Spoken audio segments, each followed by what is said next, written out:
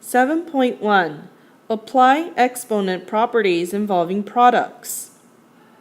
Let's review some vocab terms. Power, exponent, base. The variable expression b to the a is what we call the power.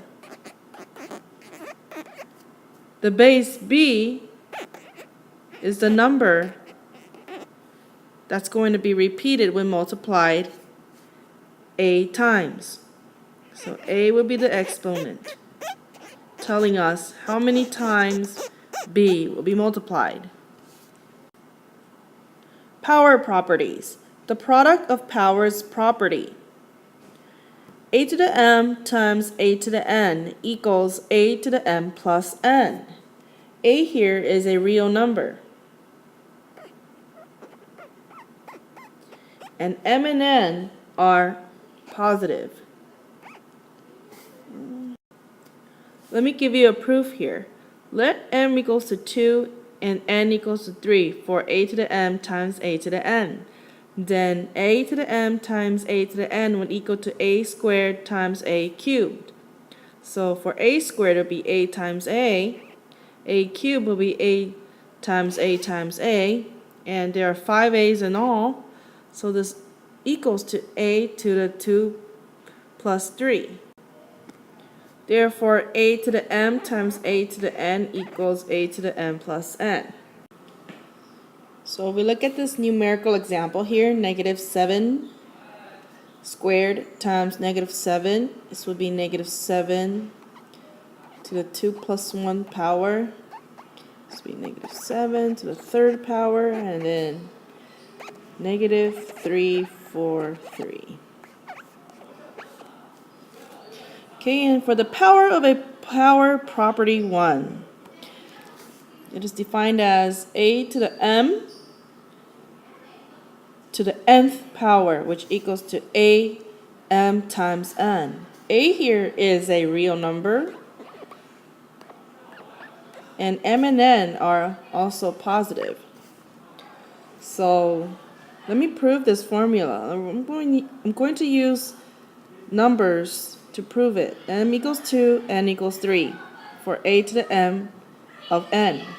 Then a to the m of n equals a to the square to the third power. So I can multiply a squared 3 times, and I can further factor all 3 terms, so that's a times a times a times a again, and here we have 6 of these.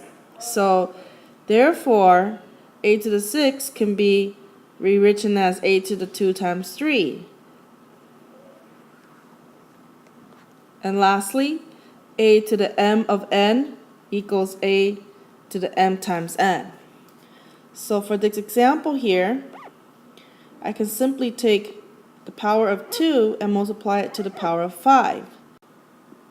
So you can just write your answer as negative 6 with parentheses around it to the 10th power. And for the next power of a power property, call that the power of a power property number 2, it is defined as a times b to the mth power. So I can share m with the base of a and share a little bit of m with the base of b. So this will be equal to a to the m times b to the m. So let me prove this. Let m equals to 2 for a times b to the n power. Then a times b to the n power would equal to a times b to the second power. And I could factor this and rewrite it as a times b times a times b. And I could use the commutative property and associative property of multiplication and rearrange these factors so that I could rewrite it as a times a and b times b. So this could be written as a squared times b squared.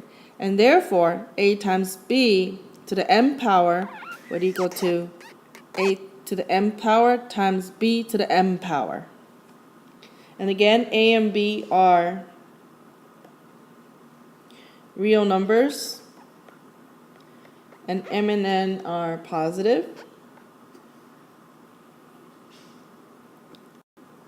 So if we look at this example here, I'm going to keep the negative outside. So I'm going to share 2 with the base of 4, 4 squared times z squared. So this would equal to negative 16z squared. I will come back to order of magnitude later in this lesson. Let's first do some practice. Part A, simplify the expression. I'm going to first take the power of 2 and rewrite it as negative 13 squared, and for x to the 6th power to the power of 2 times x to the 5th power. Basically, I'm using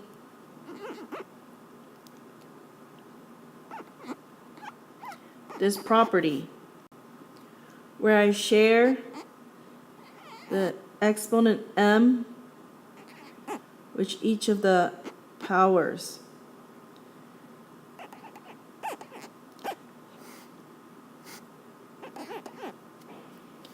So here I share the 2 with the base negative 13 and 2 with the power x to the 6. So now I can further simplify. Negative 13 squared will be positive 169. And then I'm going to have to use another power property and multiply 6 and 2. That's 12. Recopy x to the 5th power, and I'm going to have to use the product property and add 12 and 5 to get 17. Okay, for this next one here, again I need to share 4 with the number negative 10 and 4 with the letter n. Same thing for the next factor. I need to share the power of 3 with negative 4.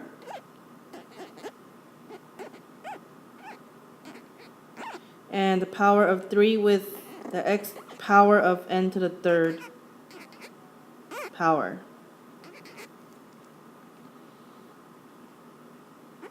So negative 10 to the 4th is 10,000. And I'm going to recopy n to the 4th power. 4 to the negative 4 3 times would be 64. And this would be n to the 9th power.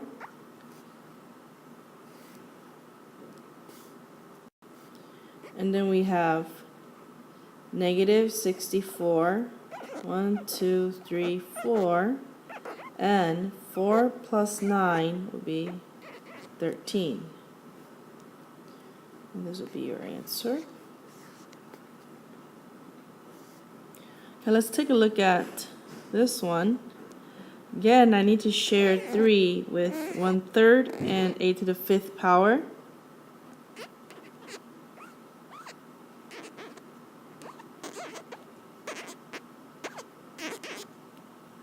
And 3 with 3 and b to the 3rd power.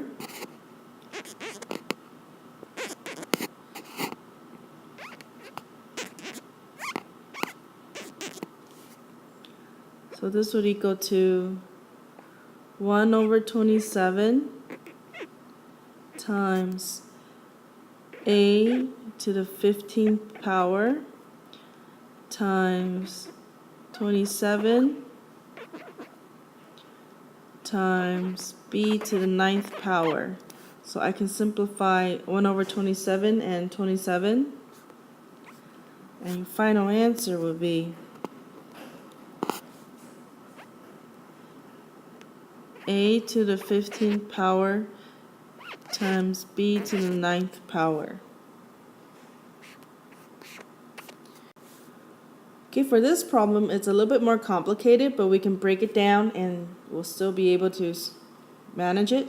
So here, this negative and this negative, you can't multiply it together yet because you have an exponent of 7 right here. So I'll just copy the negative on the outside first. And I'm going to put parentheses.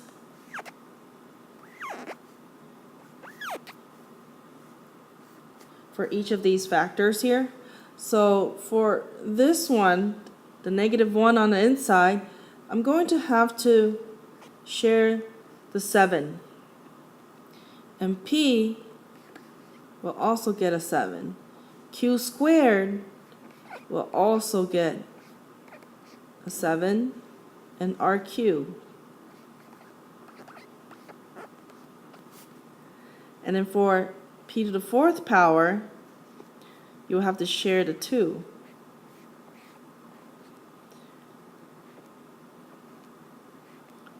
And then Q squared R squared. Okay, this will be negative, and this will be negative. P to the 7th power, Q to the 14th power, R to the 21st power, and this will be P to the 8th power, Q squared, R squared. Okay, now I can multiply negative and negative, which becomes positive. And I'm going to rearrange these. P times 7 times P to the 8th power, Q to the 14th power times Q to the square power, and then R 21st power times R squared. So by using the product property, this will be P to the 15th power, Q to the 16th power, and R to the 23rd power.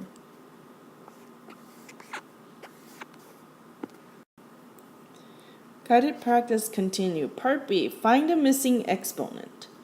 Okay, so here I need to rewrite this as 4 to the question mark because that's what we're looking for.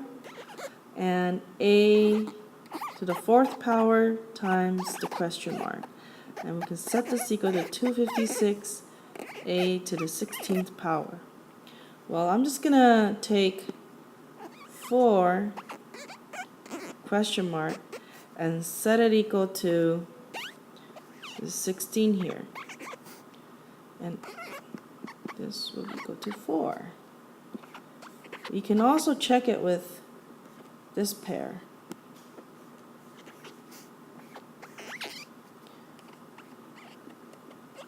It will be, you have to do much more work, so we have to take 256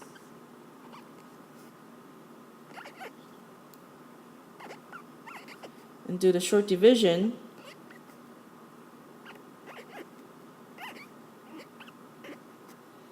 So,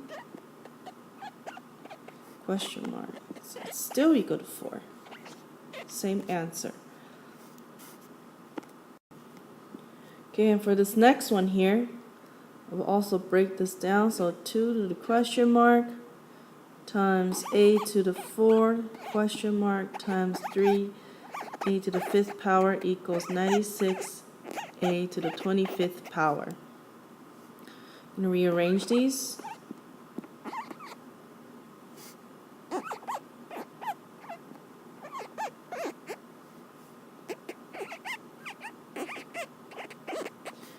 Okay, again, there's 2 methods in calculating for the question mark. I'm going to go ahead and use this pair.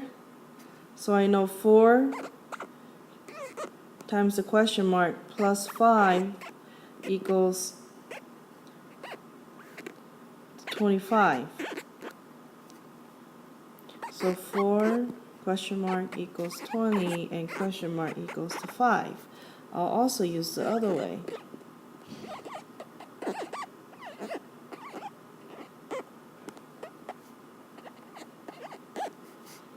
So by short division,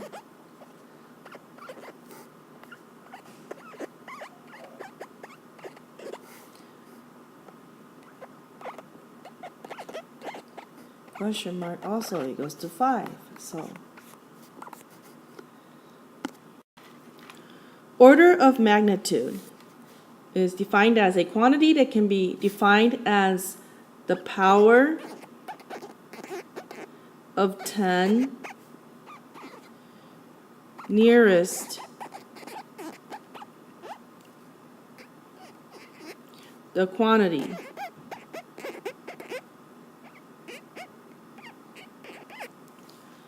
This is used to make estimates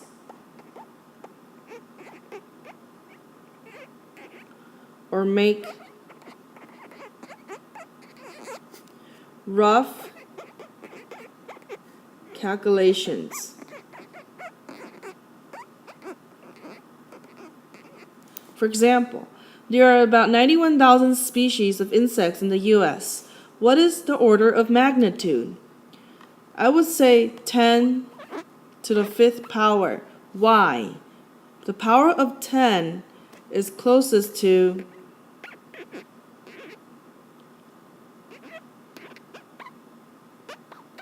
91,000 is 100,000. So here we have 5 zeros. So we can rewrite the order of magnitude as 10 to the 5th power. Let's take a look at this word problem that involves order of magnitude.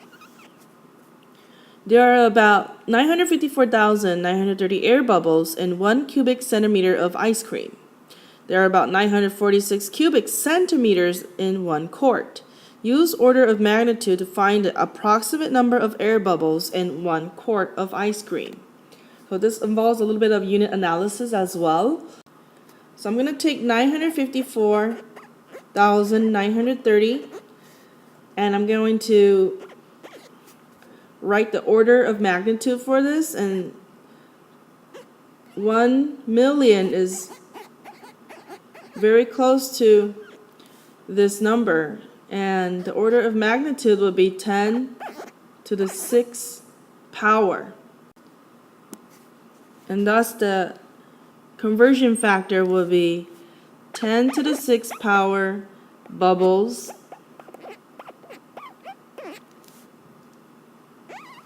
divided by or over 1 cubic centimeter of ice cream.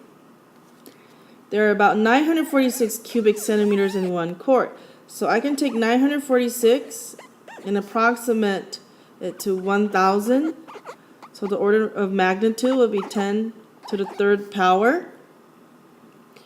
And I can write the conversion factor as 10 to the 3rd power cubic centimeters over 1 quart. And I want to approximate the number of air bubbles. So I need to multiply this conversion factor to 10 to the 3rd power cubic centimeters over 1 quart. Therefore, I can cancel this out, the cubic centimeters, and I'll be left with bubbles or air bubbles per quart. So my final answer will be 10 to the 9th power air bubbles per quart.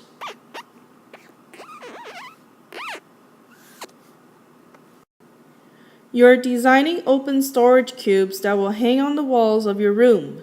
These cubes will be artistic as well as functional. One of the requirements of your design is that the side length of the cube be a perfect square. So if this were my square, or my cube, the side length needs to be a perfect square, so I'm going to let that be x squared. If you represent the side length of the cube as x squared, write an expression for the volume of a wall cube. So this is volume equals x squared, and you need to multiply this 3 times. I'm just going to write 3 here. And we're going to use one of the power properties, multiply 2 and 3. So x to the 6th power. And that concludes the lesson.